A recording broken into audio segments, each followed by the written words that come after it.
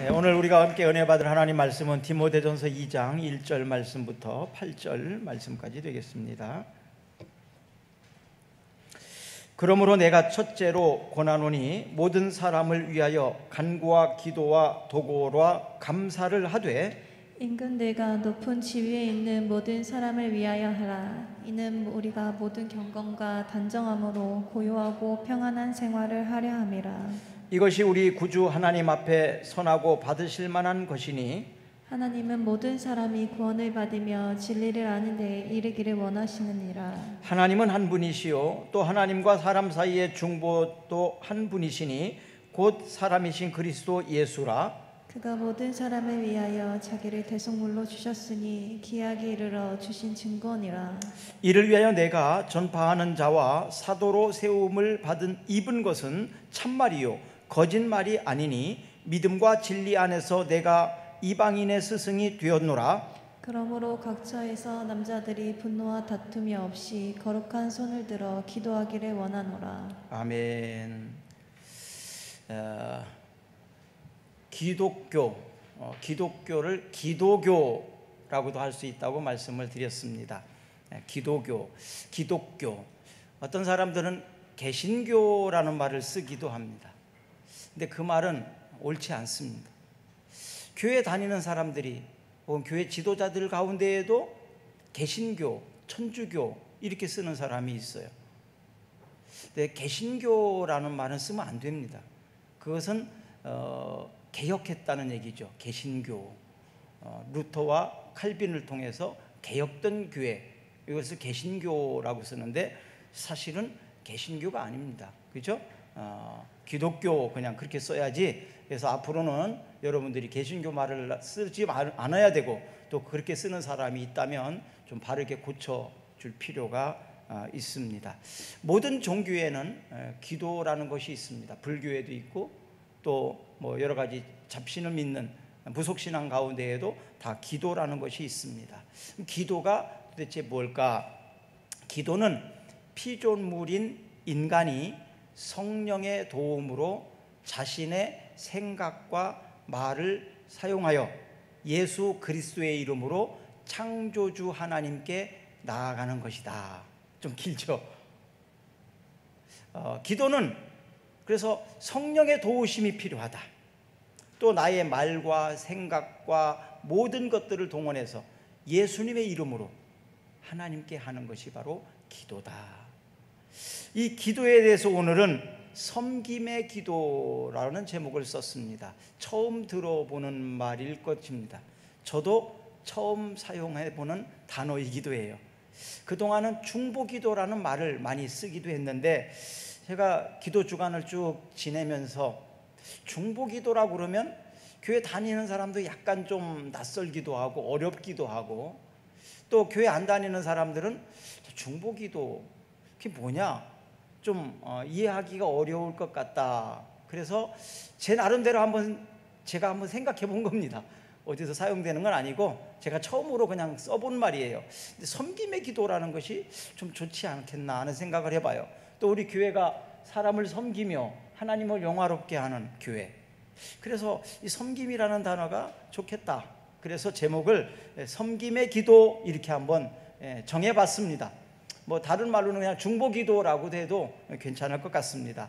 기도에는 여러 가지 유형이 있습니다. 예배의 기도, 뭐 경배의 기도, 찬양의 기도, 묵상의 기도, 또 뭐 회개의 기도, 여러 가지 제목을 붙일 수 있는데, 이 섬김의 기도는, 중보기도는 최고의 이웃사랑이고 또 하나님께서 최고로 기뻐하시는 기도가 바로 이 섬김의 기도이다. 왜냐하면 이것은 최고의 어떤 사랑, 이웃을 사랑하는, 또 가족을 사랑하는, 나라와 민족을 사랑하는 그런 기도이기 때문에, 또 이것은 이기적인 기도를 탈피한 이타적인 기도이기 때문에 하나님께서 더 기뻐하시는 기도가 아닐까 그렇게 생각을 해봅니다. 또 이 섬김의 기도는, 중보기도는 하나님이 세상을 통치하시고 사역하시는데 우리가 함께하는, 동참시키는 그런 기도이기 때문에 사역의 기도라고도 말할 수 있을 것 같습니다. 사역의 기도. 마가복음 9장 29절 말씀을 보겠습니다. 이르시되 기도 외에 다른 것으로 이런 종류가 나갈 수 없느니라 하시니라. 아멘. 기도 외에는 다른 것으로는 이런 종류가 나갈 수 없다. 기도 외에는 어떠한 능력도 나가지 않는다. 그래서 기도가 얼마나 중요한지 예수님은 가르쳐주고 있습니다. 능력 있는 성도가 되기를 원하십니까? 능력 있는 사람이 되기를 원하십니까? 그렇다면 기도해야 합니다. 예수님께 제자들이 예수님 어떻게 이런 능력과 이런 기적들이 나타날 수 있습니까? 그렇게 물어볼 때 예수님은 기도 외에는 다른 방법이 없다 이렇게 말씀하신 거예요.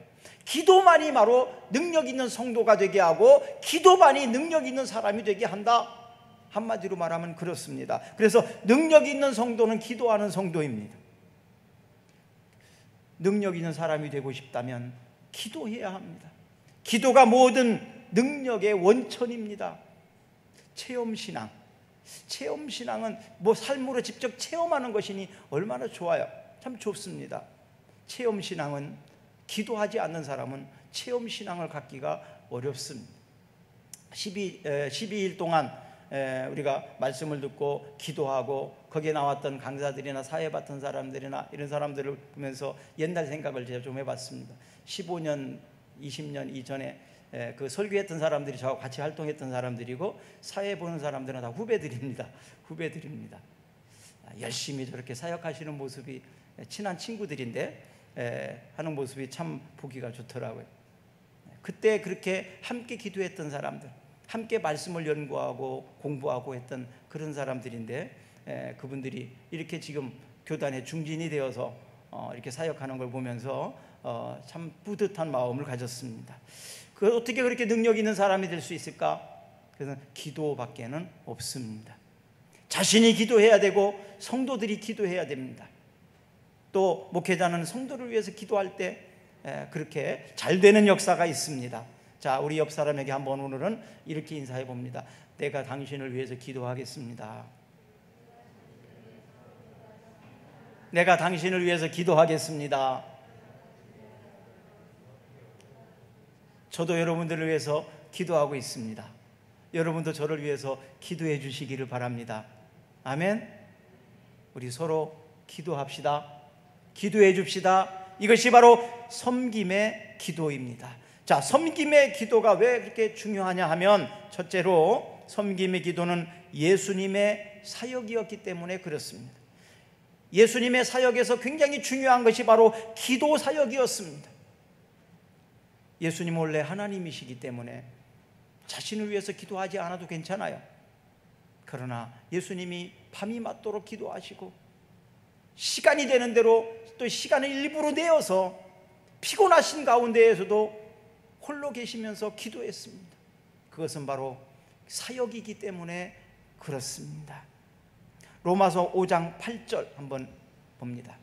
우리가 아직 죄인 되었을 때에 그리스도께서 우리를 위하여 죽으심으로 하나님께서 우리에 대한 자기의 사랑을 확증하셨느니라. 아멘. 우리가 아직 죄인 되었을 때 그리스도께서 우리를 위하여 죽으심으로, 이것도 사역이었어요. 십자가에 못 박혀 죽으시는 그 사역. 또 고린도후서 5장 15절 한번 읽습니다.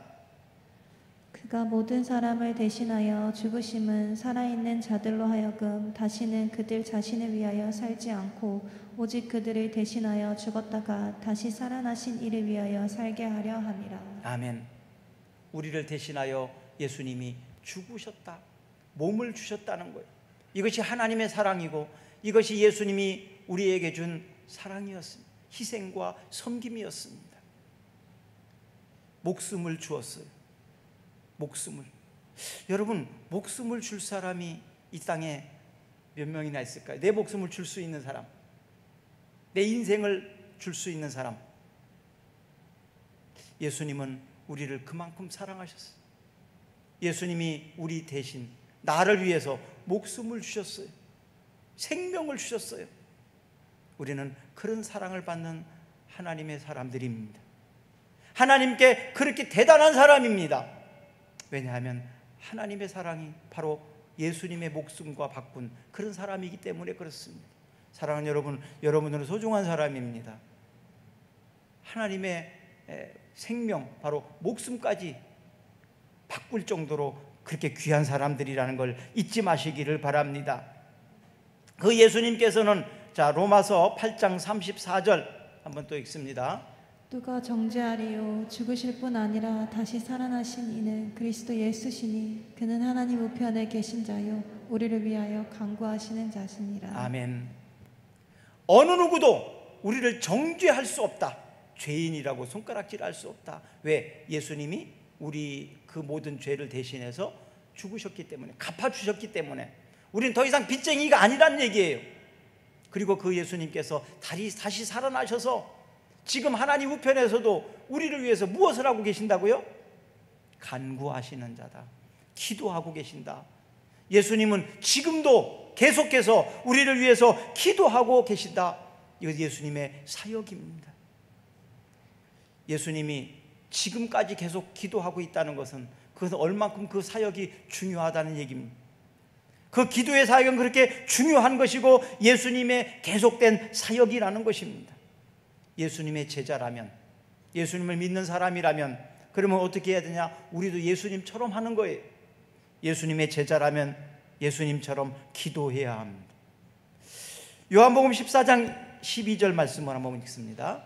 내가 진실로 진실로 너희에게 이르노니 나를 믿는 자는 내가 하는 일을 그도 할 것이요 또한 그보다 큰 일도 하리니 이는 내가 아버지께로 감이라. 아멘. 진실로 진실로, 이것은 굉장히 강조하는 말이에요. 내가 진짜로 말한다 이런 뜻이에요. 진실로 두 번이니까 더 많이 강조한 거죠. 내가 진실로 진실로 너희에게 이르노니 나를 믿는 자는 내가 하는 일을 그도 할 것이요 또한 그보다 더 큰 일도 한다. 내가 아버지께로 감이라. 그러니까 예수님이 우리에게 맡겨진 사역이기도 합니다.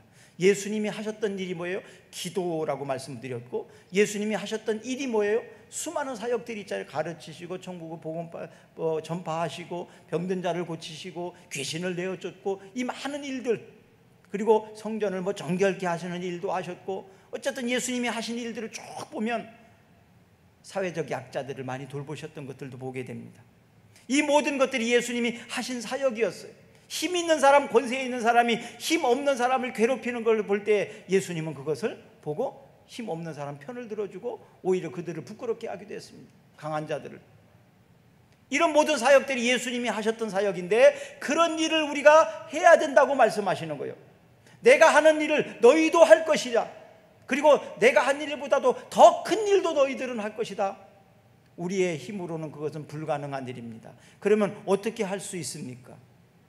기도는 바로 능력이라고 말씀드렸죠. 기도를 통해서 할 수 있어요. 기도할 때 하나님께서 우리에게 힘을 주시고 능력을 주셔서 하는 거예요. 그래서 할 수 있거든이 무슨 말이냐? 믿는 자에게는 능치 보담이 없느니라.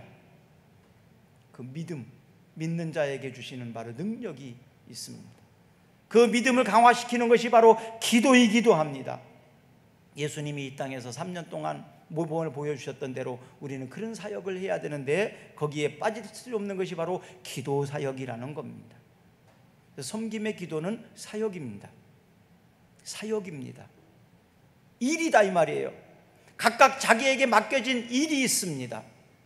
가정에서도 자기가 해야 될 일이 있고요, 직장에서도 내가 해야 될 일이 있고요, 사회에서도 내가 해야 될 내 나름대로의 책임과 의무가 있습니다. 국가에 대해서도 내가 해야 될 의무가 있죠. 이 모든 것들이 내 사역이다, 일이잖아요. 그런 것처럼 우리 그리스도인들에게 사역은 바로 기도 사역도 있다는 거예요. 그래서 기도해야 된다는 거예요. 이것은 의무이고 책임이기 때문에 그렇습니다. 자녀를 위해서 기도해야 합니다. 부모를 위해서, 형제를 위해서, 나라와 민족을 위해서 기도해야 합니다. 두 번째로는 섬김의 기도는 첫째로 감당해야 될 사역입니다. 자, 오늘 본문 1절을 읽어봅니다. 그러므로 내가 첫째로 권하노니 모든 사람을 위하여 기도와 간구와 기도와 도구와 감사를 하되, 여기에 보니까 그러므로라고 시작돼요. 이것은 접속사니까 앞에 있는 말과 연결을 해야 봐야 되는데, 그러므로라는 단어를 썼다는 것은 앞에 뭔 얘기가 있었냐? 디모데에게 바울이 교훈했는데 착한 양심, 믿음, 이런 것들을 저버린 사람들이 있다. 믿음과 착한 양심을 저버린 사람들이 있다. 그 사람들처럼 되지 않으려면 기도해야 된다, 이 얘기예요. 교회를 다니는 사람들 가운데, 하나님을 믿는 사람들 가운데 믿음을 저버리고 착한 양심을 저버리고 살아가는 사람들이 있다. 그들이 왜 그렇게 됐느냐? 기도하지 않았기 때문이다. 한마디로 말하면 그 얘기예요. 그들이 왜 믿음을 떠났는지, 그들이 왜 양심을 버렸는지, 그것은 기도하지 않았기 때문이다. 그러므로 기도해야 된다 너희는, 이런 의미입니다. 상당히 좀 강하죠? 강력하죠? 그리고 첫 번째로 권하노니 이렇게 나오는데, 여기서는 1번, 2번, 3번, 4번 이런 순서적인 개념이라기보다도 더 강력한 게 뭐냐면 이것은 제일 중요한 일이다, 이건 굉장히 중요한 일이다, 이런 의미가 더 강합니다. 또 물론 모든 일에 있어서 제일 먼저 해야 된다, 이런 의미도 있어요. 그래서 기도는 제일 먼저 해야 된다, 기도보다 다른 것을 앞세우면 안 된다, 그런 뜻이에요. 기도를 먼저 해야 된다, 그리고 기도가 더 중요하다, 이런 의미예요. 자, 기도를 먼저 해야 된다, 또 기도가 더 중요하다, 이런 의미가 바로 이 첫 번째로 하는 의미입니다. 첫 번째로 권한다. 모든 사람을 위하여 간구와 기도와 도고와 감사를 해라. 다 이 기도의 방법들이죠. 이런 기도를 해야 된다.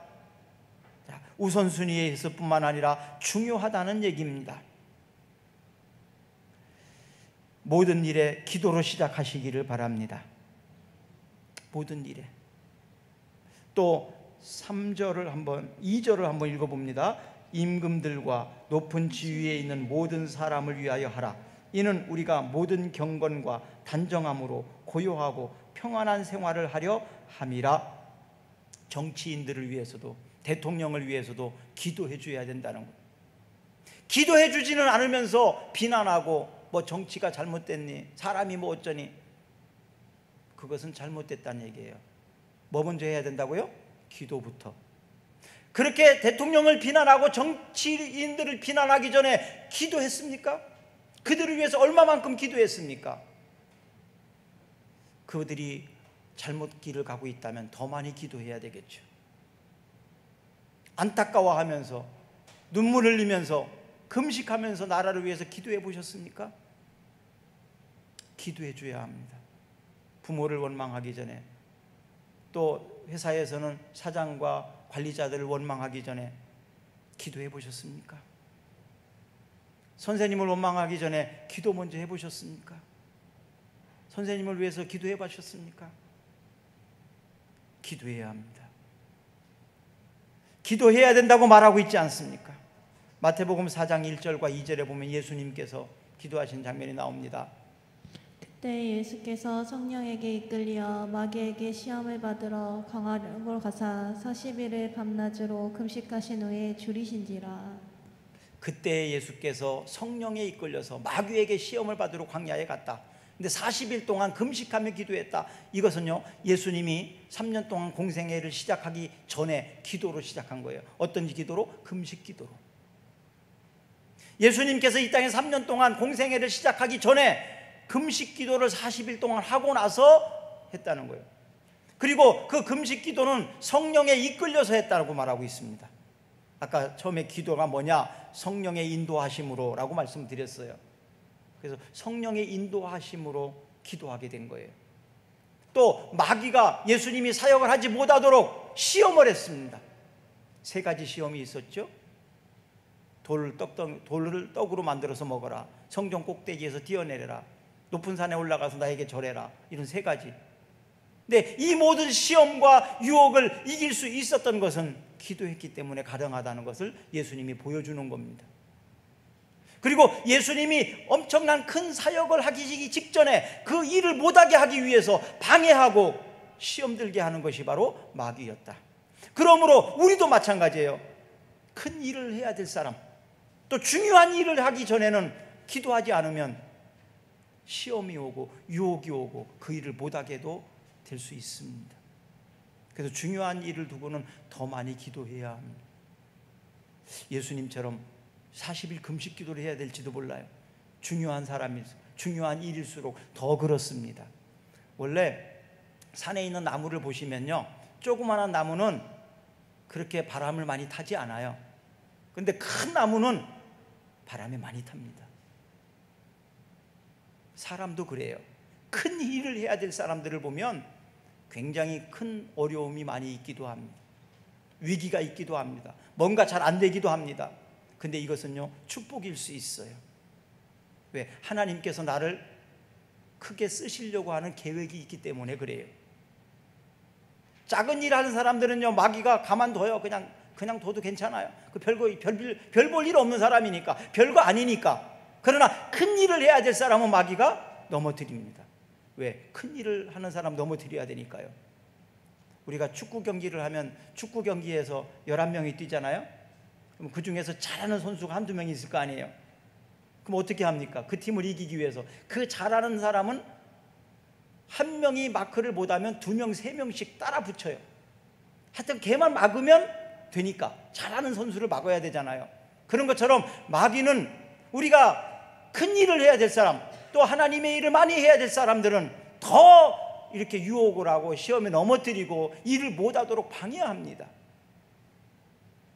여러분, 그 방해를, 그 시험을 이기기 위해서 어떻게 해야 됩니까? 예수님처럼 성령에 이끌려서 기도했다. 그리고 그 모든 유혹과 그 시험을 이기시고 나서 이제 사역을 한 거예요. 그래서 감히 그 다음부터는 마귀가, 사단이가 예수님에게 시험할 수가 없어요. 왜? 그 엄청난 것들을 다 이겨내고 했기 때문에 이제는 예수님한테는 덤빌 수가 없습니다. 예수님이 안 넘어갈 거니까요. 이렇게 시험에서 한번 큰 시험을 이기고 나면, 큰 산을 한번 넘어가면 그 다음부터는 별거 아닌 겁니다. 또 누가복음 6장 12절 13절을 봅니다. 이때 예수께서 기도하시러 산으로 가사 밤이 새도록 하나님께 기도하시고 밝음에 그 제자들을 부르사 그 중에서 12를 택하여 사도라 칭하셨으니. 아멘. 예수님께서 12명의 제자를 세울 때에도 어떻게 했다고요? 산으로 가사 밤이 새도록 하나님께 기도했다, 이렇게 나옵니다. 12명의 제자를 선택할 때에도, 뽑을 때에도 밤새도록 하나님 앞에 기도하고 나서 12명의 제자를 세웠다라고 말하고 있습니다. 기도하고 제자를 세우셨다고. 예수님께서 십자가를 지시기 전날 밤에도 겟세마네 동산에 올라가서 밤이 새도록 땀방울이 핏방울이 되도록 기도하시고 나서 그 십자가를 지시는 것을 보게 됩니다. 오병이어의 그 놀라운 기적이 나타날 때에도 축사하시고 떼어서 나눠주라고 했습니다. 그래서 모든 일에 가장 먼저 앞세운 것이 예수님은 기도였습니다. 예수님은 기도 안 하셔도 되죠. 그러나 기도의 본을 보여주기 위해서 그렇게 했던 거예요. 기도 안 해도 되는 사람도 있을지 모르겠어요. 그러나 어쨌든 기도하는 모범을 보여주는 사람이 돼야 합니다. 그래서 자녀들이 신앙생활을 잘 할 수 있도록 하기 위해서 자녀들 앞에서도 기도해야 돼요. 더 많이 기도해야 됩니다. 아, 엄마가 아빠가 기도하는구나. 나를 위해서, 일들을 위해서 기도하시는구나. 기도하고 이렇게 하는 거구나.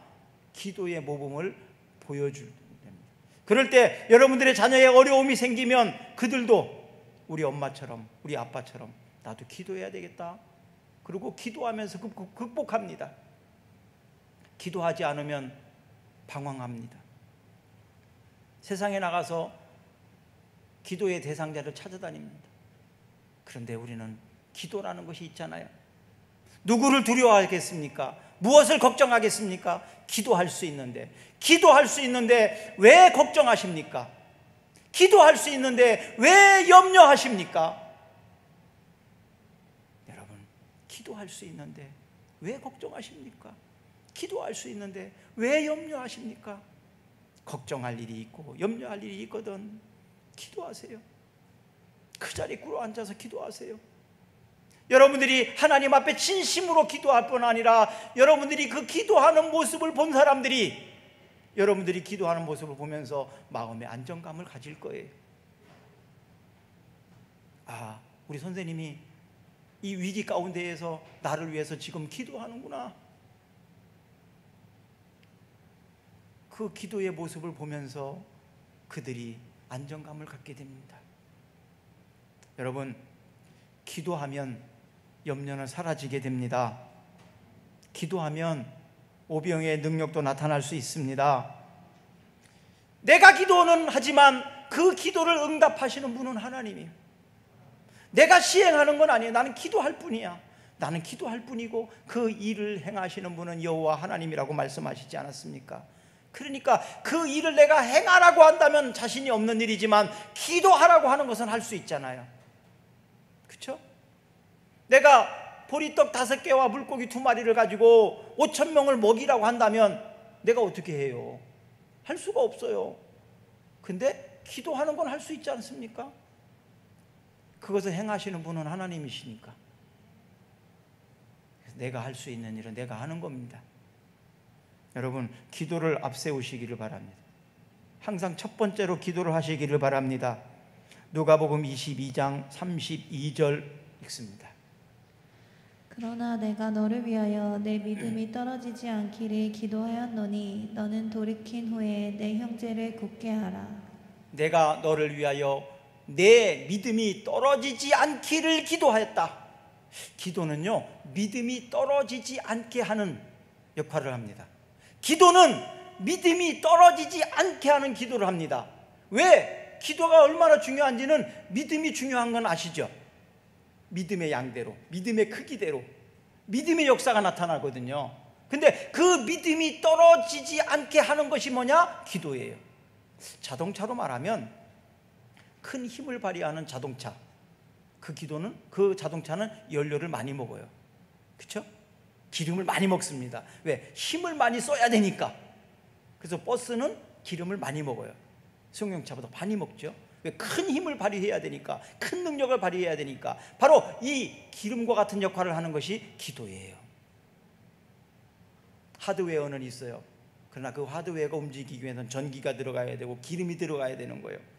자동차를 보면요, 기름을 어떤 사람은 경고등 들어올 때까지 안 넣는 사람이 있어요. 그건 좋은 습관이 아니에요. 기름이 찰랑찰랑 아주 막 간다랑 떨어지기 직전까지, 경고등 들어올 때까지, 그래도 뭐 30-40km 탈 수 있으니까 그러고 다니는 사람이 있어요. 그건 엔진에 치명적인 결함을 가져올 수 있어요. 차가 흔들리면서 불순물이 올라갈 수도 있고, 또 뭐 물이 섞여 있으니까 기름은 뜨고 밑에 물이 있잖아요. 그러면 겨울에 얼기도 할 수 있고, 어쨌든 물이 들어가면 좋은 게 없거든요. 그렇기 때문에 항상 기름은 적어도 5분의 1 정도, 그 이상은 남겨둬야 돼요. 항상 그 정도는, 한 칸 정도는 두고 기름을 넣고 다녀야 돼요. 경고등 들어올 때까지 다니면 안 돼요. 기도도 그렇습니다. 기도도 경고등 들어올 때까지 기도 안 하는 사람이 있어요. 빨리 기름 넣어달라고 경고등이 막 뜰 때까지 기도를 안 하는 사람이 있어요. 경고등 들어올 때까지, 위기가 찾아올 때까지 기도 안 하고 있다. 그때 부랴부랴. 안 좋은 습관이고 위험한 일입니다. 위험한 일이에요. 그래서 경고등 들어오기 전에 기도하는 거예요. 최하 한 칸 밑으로 떨어지지 않도록. 그래야 엔진을 잘 사용할 수 있습니다. 서울에 소천하셨는데 소망교회 곽선희 목사님은 다 아시죠? 그 곽선희 목사님이 주일날 저녁에 예배를 딱 마치면 그분은 그냥 평상시 타고 다니는 자동차가 있고 스포츠카를 가지고 계셨는데, 주일 저녁에 예배 다 끝나고 나면 스포츠카를 탁 타고 혼자 그냥 막 달리면서 이렇게 스트레스도 풀고 또 바람도 쐬고 그렇게 했다고 하더라고요. 근데 어느 날 스포츠카를 탁 타고 막 가는데 그 새 스포츠카가 한강 다리 위에서 멈춰버렸대. 그래가지고 그 차량 관리하시는 그 장로님에게 전화해가지고 지금 내가 한강 다리 위에서 이 차가 멈춰 있다고, 왜 그런지 모르겠다고, 빨리 와보시라고. 그러니까 장로님이 막 갔대요. 가서 보니까 기름이 떨어졌더래. 그러니까 기름이 떨어진 걸 모르고 아무리 좋은 스포츠카도 기름 떨어지면 소용없어요. 도로 위 멈추는 거예요. 그분은 기름을 넣어보질 않았기 때문에 모르는 거예요. 늘 장로님이 관리를 해주고 기름을 넣어놓고 했으니까, 그냥 타고만 다녔으니까 몰랐던 거예요. 그 좋은 스포츠카도 기름이 떨어지니까 그냥 다리 위에 멈춰서 못 가는 거예요. 성도들도 마찬가지입니다. 기도가 떨어지게 되면, 기도하지 않으면 아무리 신앙생활을 오래 했다 할지라도 멈춰버립니다. 그리고 믿음도 떨어지고 능력을 발휘할 수가 없습니다. 그래서 첫 번째로 감당해야 될 사역이 뭐냐 하면 기도예요. 기도. 믿음 떨어지지 않기를 위해서 기도해야 합니다. 강한 힘 있는 사람이, 능력 있는 사람이 되기 위하여 기도해야 합니다. 기도 외에는 이러한 능력이 나갈 수가 없습니다. 경고등 들어오기 전에 기도하시기를 바랍니다. 경고등 들어오기 전에 기도하시기를 바랍니다. 평상시에 늘 경고등 들어오기 전에 연료를 채워놔야 된다고 말씀드렸어요. 아슬아슬하게 자동차 타고 다니지 말고 불안하게, 늘 충분하게. 세 번째로는 섬김의 기도는 응답이 있는 사역입니다. 응답이 있는 사역입니다. 기도를 왜 합니까? 응답을 기대하기 때문에 하는 거 아니에요? 요한복음 14장 13절 14절을 읽어보겠습니다. 너희가 내 이름으로 무엇을 구하든지 내가 행하리니 이는 아버지로 하여금 아들로 말미암아 영광을 받으시게 하려 함이라. 내 이름으로 무엇이든지 내게 구하면 내가 행하리라. 아멘. 너희가 내 이름으로 무엇을 구하든지 내가 시행하리니, 너희가 무엇을 구하든지 내가 시행하겠다. 우리는 기도하고 예수님이 시행하신다. 그리고 무엇이든지 내게 구하면 내가 시행하리라 또 강조하잖아요. 무엇이든지 내게 구하면 내가 시행하리라. 네가 무엇이든지 내게 말하면 내가 시행하겠다. 아니, 이렇게 응답의 약속을 하고 있잖아요. 왜? 그 시행은 하나님이 영광 받으시는 일이기 때문이라고 강조합니다. 처음에 말씀드렸죠. 섬김의 기도는 이기적인 기도를 초월한 이타적인 기도, 이웃사랑을 위한, 나라사랑을 위한 기도니까 더 하나님이 이것은 기뻐하시는 좋은 기도, 성숙된 기도이거든요. 그렇기 때문에 하나님이 영광을 받으시는 기도를 하는데 왜 당당하게 할 수 있지 않습니까? 내가 먹으려고 하는 게 아니라, 내가 쓰려고 하는 것이 아니라 하나님, 다른 사람을 더 자신 있게 말할 수 있잖아요. 그래서 남편을 위해서, 부모를 위해서, 자녀를 위해서, 이것도 다 섬김의 기도죠. 남편을 섬기는 것이고 부모를 섬기는 것이고 자녀를 섬기는 섬김의 기도라고 볼 수 있습니다. 오늘 본문 3절로 가보겠습니다. 이것이 우리 구주 하나님 앞에 선하고 받으실 만한 것이니, 어떤 것이? 앞에 있는 위정자, 높은 사람, 임금을 위해서 기도하는 것, 이것이 섬김의 기도가 우리 구주 하나님 앞에 선하고 받으실 만한 것이다. 선한 일이고 하나님이 받으실 만한 것이라는 거예요. 어디 이렇게 표현을 했어요. 이것은 선한 일이다, 좋은 일이다. 섬김의 기도는 굉장히 좋은 일이라는 거예요. 그리고 하나님이 그 기도를 받으실 만한 기도라고 응답해 주시겠다는 얘기죠. 하나님이 받으실 만한 기도라고 말씀하고 있다는 거예요. 디모데전서 2장 3절 다시 한번 읽어봅니다. 시작. 이것이 우리 구주 하나님 앞에서 하고 받으실 만한 것이니. 아멘. 하나님이 응답을 약속하고 있습니다. 디모데전서 6장 18절과 19절 제가 읽어드릴게요. 선을 행하고 선한 사업을 많이 하고 나누어 주기를 좋아하며 너그러운 자가 되게 하라.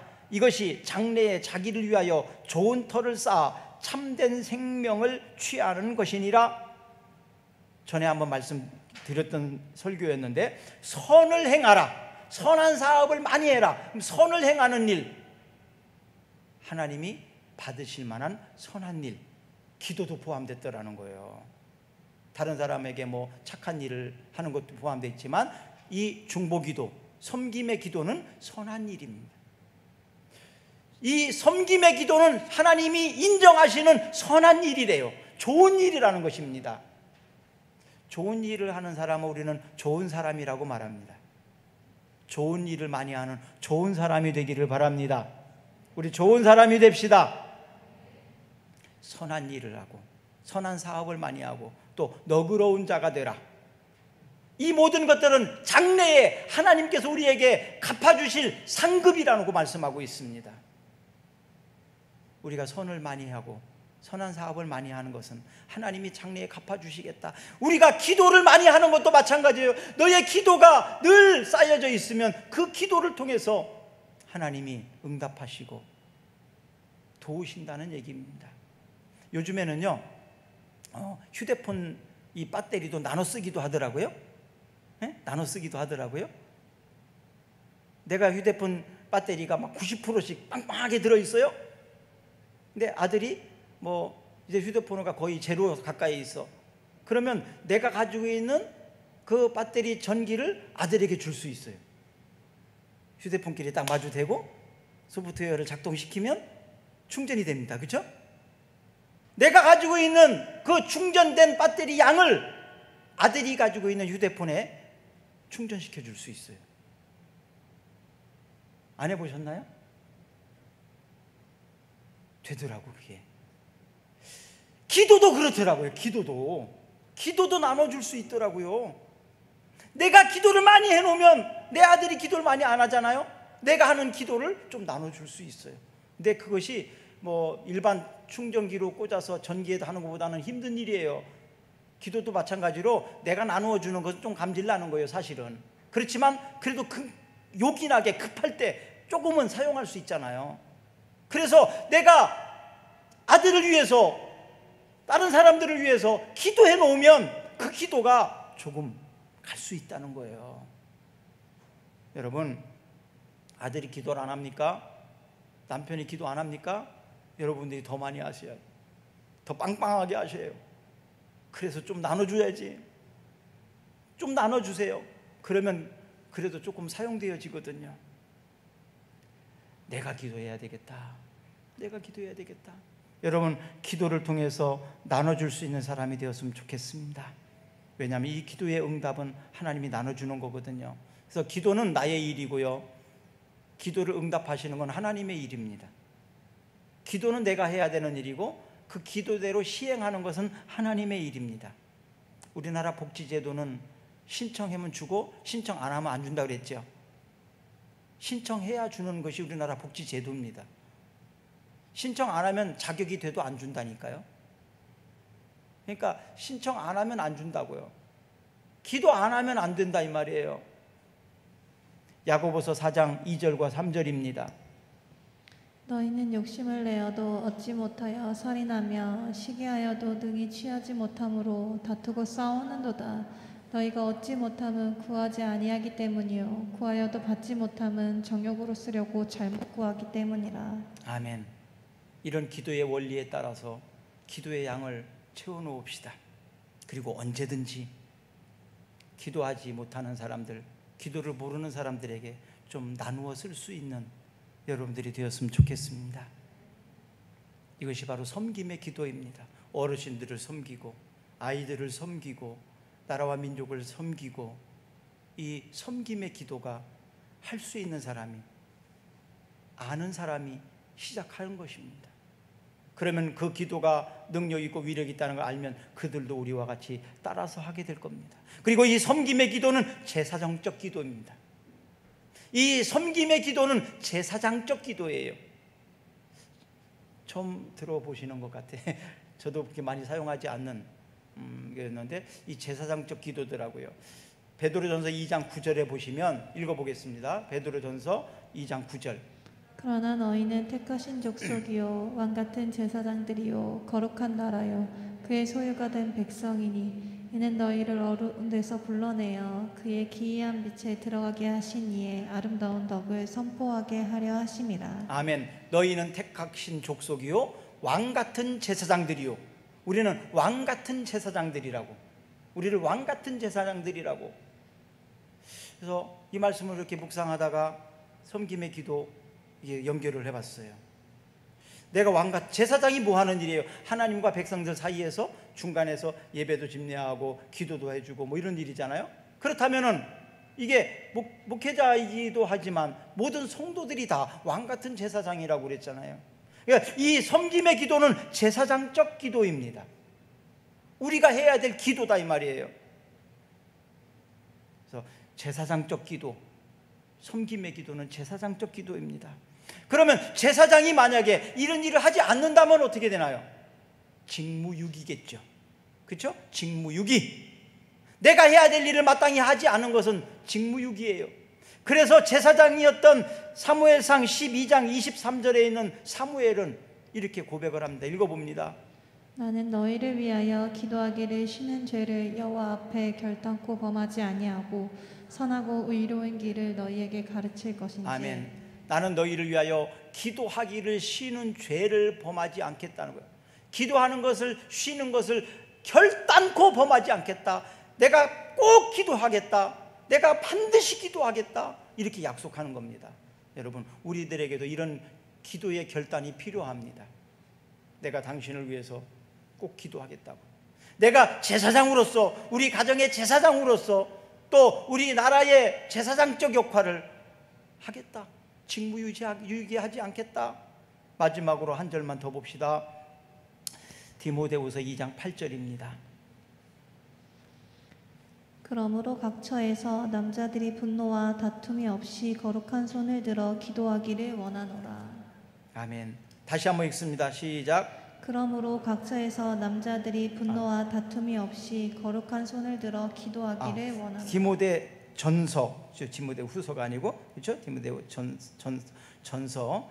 다시 한번 읽습니다. 그러므로 각 처에서 남자들이 분노와 다툼이 없이 거룩한 손을 들어 기도하기를 원하노라. 제가 말을 후서라고 말했기 때문에 여기서 남자들은 어떻게 해야 된다고요? 남자들이 어떻게 해야 된다고요? 전종 집사님, 남자들이 어떻게 해야 된다고요? 자, 남자들 다 손 들으세요. 남자들 다 손 들어보시라고, 이렇게 들으시라니까요. 굉장히 중요한 거예요. 이거에 실습을 한번 해봐야죠. 이 손은 어떤 손이야? 거룩한 손이야. 자, 각 처에서 여러분 가정에서, 여러분 사업장에서 분노와 다툼이 없이 거룩한 손을 들어 기도하기를 원하노라. 여러분들은 여러분 가정의 제사장입니다. 예? 가정의 제사장입니다. 내가 손을 들어서 기도할 때 내 가정의 다툼이 사라집니다. 내가 손을 들어서 기도할 때 우리의 사업장이 하나님께 축복을 해주십니다. 그래서 남편들이 빨리 전도하셔야 돼요.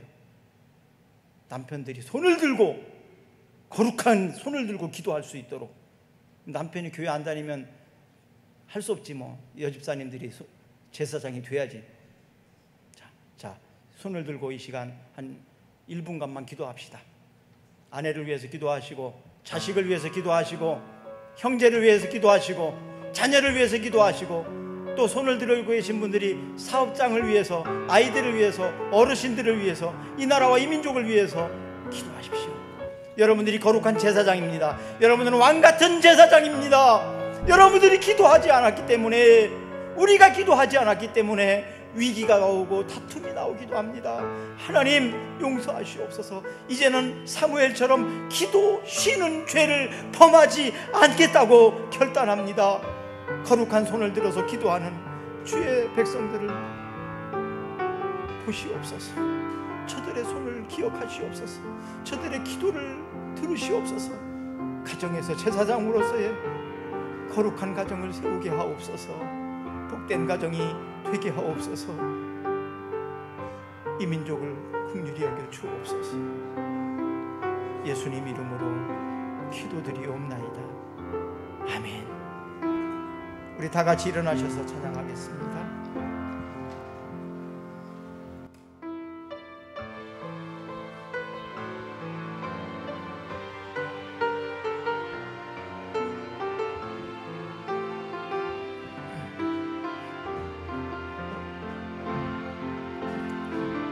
세상을 살아